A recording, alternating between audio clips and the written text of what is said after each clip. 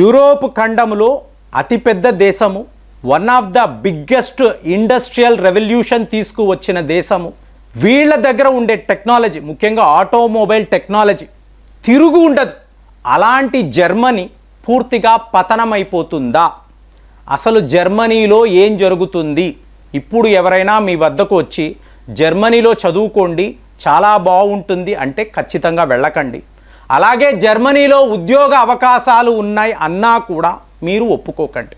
ఎందుకంటే పూర్తిగా పతనం అయిపోతున్న జర్మనీ అని చెప్పి మాట్లాడాలి. ఫ్రెండ్స్, ఈ వ్యవహారము ఎంత విచిత్రంగా ఉందంటే, ఇప్పుడు రష్యా యుక్రెయిన్ యుద్ధము స్టార్ట్ అయింది చూసారా? ఒక్క 6 నెలల తర్వాత నేను గమనించిన విషయం, ప్రతి ఒక్క ఆర్టికల్, ప్రతి ఒక్క న్యూస్ ప్రజెంటేషన్ నేను గమనిస్తున్నాను, అనలైజ్ చేస్తున్నాను. నాకు అనిపించిన ఒకే ఒక విషయము, ఈ నాటో దళాలు మీటింగులు అని పెట్టుకుంటే జర్మనీలోనే పెట్టుకున్నారు. ఇది నాకు ఆశ్చర్యం. ఎందుకంటే అమెరికాలో పెట్టుకోవచ్చు, లేదా పోలాండ్లో మీరు ఈ డిస్కషన్స్ పెట్టుకోవచ్చు. ఎన్నో దేశాలు కదా, ఇటలీ ఉంది, ఫ్రాన్స్ ఉంది, యూకే ఉంది. ఎందుకు వీళ్ళందరూ పదే పదే జర్మనీ వెళుతున్నారు అంటే, రేపు యుక్రెయిన్ తరువాత రష్యా యుద్ధము చెయ్యాలి అంటే ఈ టార్గెట్ జర్మనీయేనా? ఇదే నాకు ఆ రోజు 2-3 వీడియోస్ ఇదే మాట నాకు వచ్చిన డౌట్.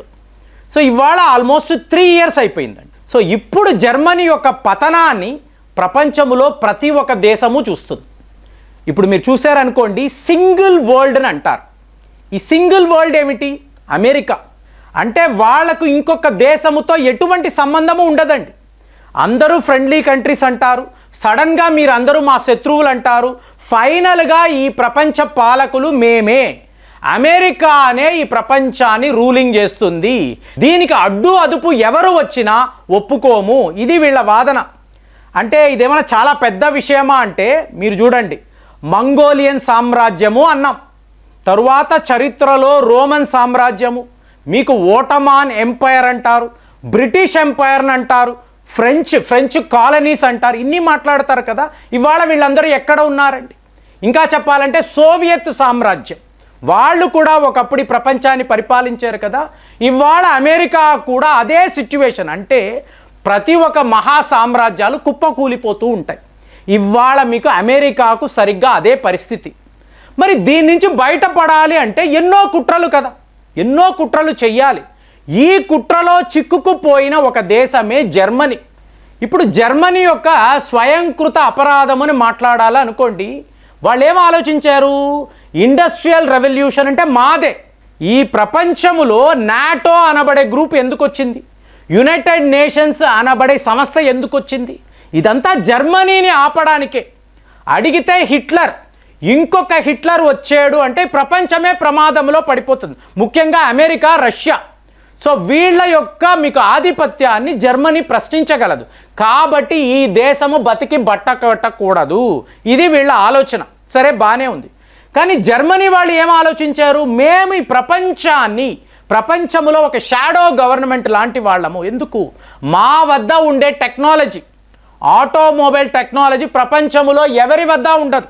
ఒక మెర్సిడీస్ బెంజ్ అనండి, BMW, ఫోక్స్ వాగన్, ఆడి, ఇలాంటి గొప్ప గొప్ప కంపెనీస్, కార్లు మా దేశం నుంచే కదా, మా దేశం నుంచే వస్తున్నాయి. అలాంటిది మాకు తిరుగు అంటూ ఉండదు. ఇది జర్మనీ వాళ్ళు ఆలోచించారు.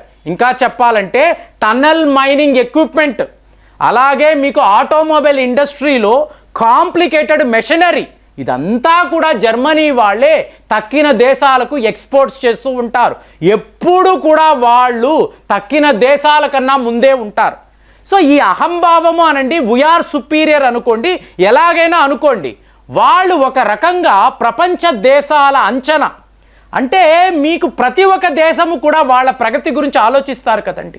సో అలాంటప్పుడు మీకు ఏమైంది? మెల్లమెల్లగా చాప కింద నీరులాగా ఒక భారత్ అనండి, ఒక చైనా అనండి, ఇంకొక వైపు జపాన్ అనండి, వీళ్ళందరూ కూడా ఆటోమొబైల్ ఇండస్ట్రీలో మీకు మెల్లమెల్లగా ఎంట్రీ. అంటే వీళ్ళు ఎంటర్ అవ్వడం ఇది ఎలా చెప్పాలంటే లగ్జరీ సెగ్మెంట్ అండి. BMW, బెన్స్, ఆడి ఓకే తీసుకున్నారు. సడన్గా టాటా వాళ్ళు ఏం చేశారు? జాగ్వార్ అనబడే బ్రాండ్ని భారత్లోకి తీసుకొచ్చారు. దీంతో పాటు మీకు రేంజ్ రోవర్, సో ఇప్పుడు ఏమైంది, లగ్జరీ సెగ్మెంట్లో టాటా వాళ్ళు ఉన్నారు. సో మనలాంటి జాతీయవాదులు ఏం చేస్తారు, ముందు లగ్జరీ కార్లు అంటే వీటినే కొంటారు. సో ఒక సెగ్మెంట్ అనేది జర్మనీలో పడిపోయింది. మరి ఇంకొక వైపు చూసారనుకోండి, సౌత్ కొరియా నుంచి కియా అంటారు, చైనా నుంచి BYD అంటారు, మీకు టెస్లా ఎలక్ట్రిక్ కార్లు. సో ఇవన్నీ వచ్చేటప్పటికి మార్కెట్ అంతా కూడా కొత్త బ్రాండ్లు నిండిపోయాయి.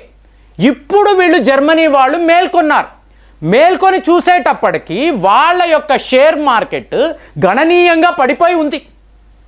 ఎంతలా పడిపోయింది అంటే మీకు యూరోపియన్ కమిషన్ వాళ్ళు ఒక డేటా విడుదల చేశారు. ఇందులో జర్మనీలో ఉండే రెసిషన్, ఈ రెసిషన్ 0.7% అండి. 1% కూడా కాదు, బిలోలో ఉన్నారు వాళ్ళు. భారత్ యొక్క జీడిపి పర్సంటేజ్ ఎంత అండి, 7.8. అయినా కూడా మన దేశంలో ఉండే మేధావులు మనం ఎక్కడ ఎదుగుతున్నామండి, మనది ఒక పేద దేశం అంటే. ఎక్కడో అన్నారు ఒక మిత్రుడు, సత్యజిత్ రే గారు ఒక అద్భుతమైన చిత్రాన్ని తీసుకువెళితే రే గారు మనకి అవార్డు రాదండి. ఎందుకు బాబు, ఏమైందంటే ఆ కమిటీలో మన భారతీయుడు ఉన్నాడు, అంటే వీడే మన అవార్డు రాకుండా చేస్తాడు. అలా ఉంటుంది మన మేధావుల తీరు. మనము 7.8% జీడిపి అంటే ఇది ఏ స్థాయిలో చూడండి. అమెరికా వాడు 2% మాత్రమే. జీడిపి అంటే ఆషామాషి వ్యవహారం కాదండి. డే అండ్ నైట్ 24/7 మనము కష్టపడితే ఆ స్థాయిలో ఉన్నాం. మరి జర్మనీ ఏమైనా మామూలు దేశమా? 0.7%లో ఉన్నారు. ఒక విచిత్రం చెప్పమంటారా, ఒక ఎక్స్పర్ట్ని అడిగారు, మేము జర్మనీ నుంచి అమెరికాలోకి వెళ్ళి ఈ లగ్జరీ కార్లు తయారు చేసాము అనుకోండి, చవక ధరకే అమ్మగలం.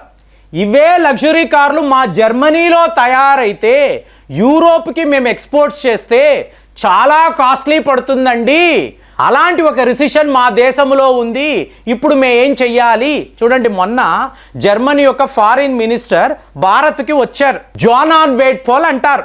వచ్చిన అతను ఏమన్నాడు, ఇండియా ఈక్వల్స్ టు ఏషియా. అంటే మా పెట్టుబడులంతా భారత్లో పెట్టాము అంటే ఆసియా ఖండంలో అద్భుతమైన వ్యాపారము మేము చేసుకోగలము.